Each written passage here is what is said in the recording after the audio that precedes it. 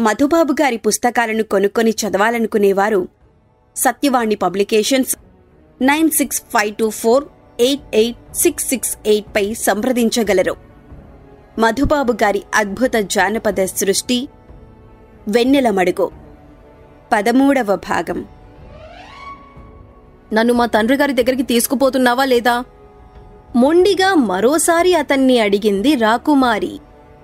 తీసుకుపోతాను. తీసుకుపోయే ముందు మనమసలు ఎక్కడ ఉన్నామో, ఇక్కడ్నుంచి మీ రాజ్యానికి పోవాలంటే ఏ దిక్కుగా ప్రయాణం చేయాలో తెలియాలి. ఇప్పుడు చీకటి సమయం. రేపు తెల్లవారగానే ఎవరైనా కనిపిస్తారేమో చూసి వారిని అడుగుదాం. అంతవరకు ఎక్కడో ఒకచోట విశ్రాంతి తీసుకుందాం అంటూ ముందుకు దారి తీశాడు విజయుడు. రాజకుమారి కోపం తగ్గలేదు. అయినా చేసేదేమీ లేదు కనుక మౌనంగానే అతన్ని అనుసరించింది. కొద్దిసేపు నడిచిన తరువాత విజయుడికి ఒక పాడుబడిన దేవాలయం కనిపించింది. ఆలయ మండపంలో రాజకుమారిని కూర్చోబెట్టాడు.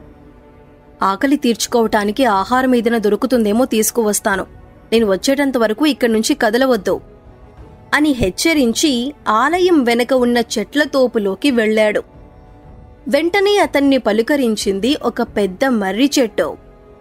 కోరుకున్న ప్రదేశానికి చిటికెలో చేరవేసే అదృశ్య భస్మం కాస్త వరద నీటిలో జారిపోయింది. చెట్టు చేమలతో మాట్లాడటం ఎలాగో చెప్పనందుకు అందాల రాకుమారి అలిగి కూర్చుంది.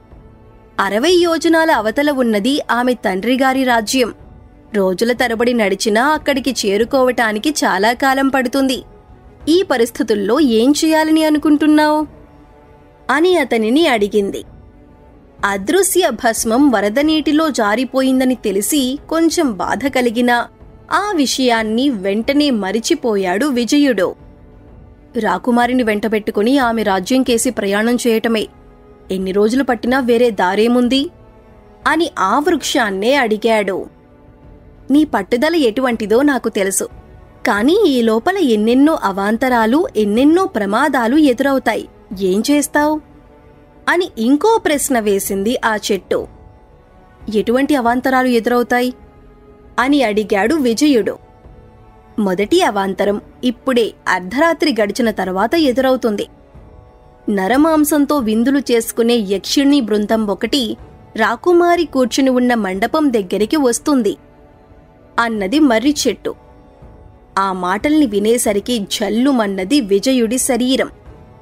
అర్ధరాత్రి గడిచిన తరువాత నరమాంస భక్షణ చేసే యక్షిణి బృందం రాకుమారి కూర్చుని ఉన్న మండపం దగ్గరికి వస్తుందని తెలిసేసరికి విజయుడి శరీరం జల్లుమన్నది. ఈ ప్రమాదం నుంచి బయటపడే ఉపాయాన్ని చెప్పి పుణ్యం కట్టుకోండి.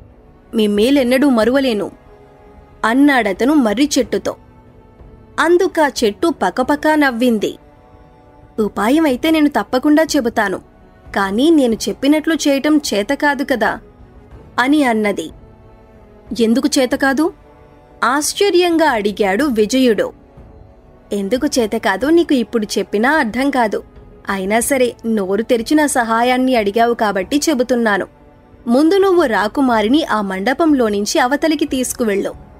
ఈ రాత్రికి ఏ చెట్టు క్రిందో చెట్టు కొమ్మల మీదనో విశ్రాంతి తీసుకోండి. తెల్లవారగానే మీ దారిన మీరు వెళ్ళిపోండి. యక్షిణీ బృందం మిమ్మల్ని చూస్తే మాత్రం మీకు ప్రమాదం తప్పదు. చూడకపోతే మీకు ఎటువంటి ఆపద ఎదురుకాదు అన్నది మర్రి చెట్టు. యక్షిణీ బృందానికి కనిపించకుండా దూరంగా పారిపోవటం పెద్ద కష్టమైన పనేమీ కాదు. అలా చేయటం తనకు చేతకాదని ఆ మర్రి చెట్టు భావించింది. అలా ఎందుకు భావించి ఉంటుంది? ఎంత ఆలోచించినా ఆ ప్రశ్నకు సమాధానాన్ని తెలుసుకోవటం విజయుడికి చేతకాలేదు. మర్రి చెట్టుకు నమస్కరించి ముందుకు పోయాడతను. కన్ను పొడుచుకున్నా ఏమీ కనిపించని కటిక చీకటిలో సైతం మధురమైన వాసనల్ని వెదజల్లుతూ అతన్ని ఆకర్షించింది ఒక పళ్ళ చెట్టు. మిగల పండి చేతికి అందేటంత ఎత్తులో వ్రేలాడుతున్న ఆ చెట్టు కాయల్ని ఒడినిండా కోసుకున్నాడు విజయుడు. నెమ్మదిగా మండపం దగ్గరికి తిరిగి వచ్చాడు. ఒంటరిగా మండపంలో కూర్చోవటానికి విసుగనిపించింది కాబోలు. కోపంగా అటూ ఇటూ పచార్లు చేస్తోంది రాకుమారి. నన్ను ఒంటరిగా వదిలి నువ్వెక్కడికి పోయావు?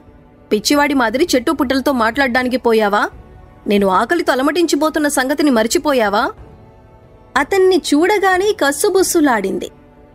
ఆ మాటలు విజయుడిని బాధపెట్టాయి. అందమైన ఆ రాకుమారి నోటి వెంట అటువంటి కోపపు మాటలు రావటం అతనికి నచ్చలేదు. నువ్వు ఆకలితో అలమటించిపోతున్నావని తెలుసు కాబట్టే ఆహారం సంపాదించుకురావటానికి పోయాను. ఇవిగో పళ్ళు, వీటిని తిని నీ ఆకలిని తీర్చుకో అంటూ తను తీసుకువచ్చిన పళ్లను ఆమె ముందు పెట్టాడు. నిజంగానే ఆకలితో బాధపడుతున్నది రాకుమారి. ఒక్క పండును కూడా వదిలిపెట్టకుండా అన్నింటినీ తనే తినేసింది. విజయుడిని గురించి ఆలోచించలేదు. అతనికి ఒక్క పండును కూడా మిగల్చలేదు. అందుకు కోపం తెచ్చుకోలేదు విజయుడు. ఎండకన్ను ఎరగకుండా సుకుమారంగా పెరిగిన మనిషి ఆకలిని అణచుకోవటం తనకు తెలియకపోవటం వల్ల అలా చేసింది అని అనుకున్నాడు. ఆకలి తీరిన వెంటనే మండపం మధ్యలో పడుకోవటానికి సిద్ధమైంది రాకుమారి. వెంటనే ఆమెను వారించాడు విజయుడు. ఈ ప్రదేశంలో ఎక్కువసేపు గడపటం మంచిది కాదని నాకు తెలిసింది. మనం వెంటనే మరో చోటికి వెళ్ళిపోవాలి అంటూ ఆమెను ప్రయాణం కమ్మని చెప్పాడు. అతను అనుకున్నట్లు వెంటనే సిద్ధం కాలేదామె. నిద్రపోవటానికి చక్కటి చోటిది, ఇక్కడెందుకుండకూడదు అని ఎదురు ప్రశ్న వేసింది. అర్ధరాత్రి గడిచిన తరువాత అటుగా వచ్చే యక్షిణీ బృందాన్ని గురించి ఆమెకు చెప్పబోతూ మధ్యలోనే ఆగిపోయాడు. ఆ మాటల్ని ఆమె నమ్మదు. యక్షిణీ బృందం అటుగా వస్తుందన్న సంగతి అతనికి ఎలా తెలిసిందని అడుగుతుంది. మర్రి చెట్టు చెప్పిందని బయట పెట్టకూడదు. బయటపెట్టినా ఆమె నమ్మదు. మండపంలోనించి అవతలికి పోవటం నీకు చేతనవుతుందా అని మర్రి చెట్టు తనను ఎందుకు ప్రశ్నించిందో అప్పుడు అర్థమైంది విజయుడికి. మంచి చెడులను గురించి ఆలోచించకుండా తన మాటే నెగ్గాలని చాలా మొండిగా ప్రవర్తిస్తోంది రాకుమారి. ఆమెను అవతలికి తీసుకుపోవటం ఎలా? నా మాట విను రాకుమారి, ఈ ఒక్కసారికి నేను చెప్పినట్లు చేయి. మండపంలోనించి యువతలకు వచ్చేయి. మృదుస్వరంతో ఆమెను బతిమిలాడాడు. కారణమేమిటో చెప్పకపోతే నేను నీ మాట వినను. ఈ మండపంలోనించి బయటికి రాను మరింత పట్టుదలగా అంటూ అలాగే పడుకుని నిద్రపోవటానికి కనులు మూసుకున్నది ఆమె. ఏం చేయాలో విజయుడికి తోచలేదు. ముంచుకు రాబోతున్న ప్రమాదాన్ని గురించి ఆమెకు ఎలా తెలియజేయాలో అతనికి తెలియలేదు. చూస్తూ చూస్తూ ఉండగానే అర్ధరాత్రయింది. అంతవరకు కటిక చీకటితో నిండిన ఆ ప్రదేశం కాస్త ఒక్కసారిగా ఎర్రటి వెలుగుతో నిండిపోయింది. అతను చెప్పినట్లు చెయ్యకూడదనే పట్టుదలతో కళ్ళు మూసుకున్నది గాని నిద్రపోవటం లేదు రాకుమారి. మధ్య మధ్యలో కళ్ళు తెరిచి చుట్టూ చూస్తోంది. ఒక్కసారిగా కనిపించిన వెలుగును చూసేసరికి నిర్ఘాంతపోయిందామె. విపరీతమైన భయంతో వణికిపోతూ మండపంలోనించి వెలుపలికి దూకింది. క్షణం కూడా ఆలస్యం చేయకుండా ఆమె చేతిని పట్టుకొని మండపం వెనుక భాగంలో ఉన్న ముళ్లపొదల చాటుగా లాక్కుపోయాడు విజయుడు. ఏమిటా వెలుగు? ఎక్కడ్నుంచి వస్తోందది? భయాన్ని బలవంతంగా అణుచుకుంటూ అతన్ని అడిగింది రాకుమారి.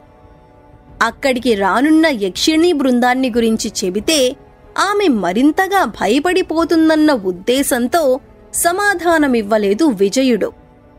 ఆమె మాటలు తనకు వినబడనట్లు నటిస్తూ మండపం వైపే చూడసాగాడు. అతను చూస్తూ చూస్తూ ఉండగానే అక్కడ ప్రత్యక్షమైంది యక్షిణీ బృందం. ఎత్తుగా లావుగా మర్రి చెట్టు మొదలు మాదిరి వికృతంగా కనిపిస్తున్నది ఆ బృందానికి నాయకురాలైన యక్షిణి. ఆమె తల మీద ఒక పెద్ద బొగ్గుల కుంపటి ఉన్నది. అందులో కణకణలాడుతున్న నిప్పు బొగ్గులు ఉన్నాయి. మండపం చుట్టూ ఉన్న ప్రదేశంలో ప్రత్యక్షమైన ఎర్రటి వెలుగు ఆ బొగ్గుల్లో నుంచే వస్తోంది. మండపం ఎదుట నేలను శుభ్రం చేసి తన తలమీది కుంపటిని క్రిందికి దించింది ఆ యక్షిణి. అధికంగా వర్షం కురిసి వాగులు వంకలు వరదతో నిండిపోవటం వల్ల వాతావరణమంతా చలిచలిగా మారిపోయింది. వెచ్చదనం కావాలి మాకు, మంచి వేడిమిని మాకు ప్రసాదించు ఆ కుంపటికి నమస్కరిస్తూ అన్నది. కణకణలాడుతున్న నిప్పు బొగ్గుల మీద వెంటనే ప్రత్యక్షమయింది పెద్ద మంట. కొద్దిసేపు గడిచిపోయిన తరువాత ఆ ప్రదేశమంతా వెచ్చగా తయారైంది.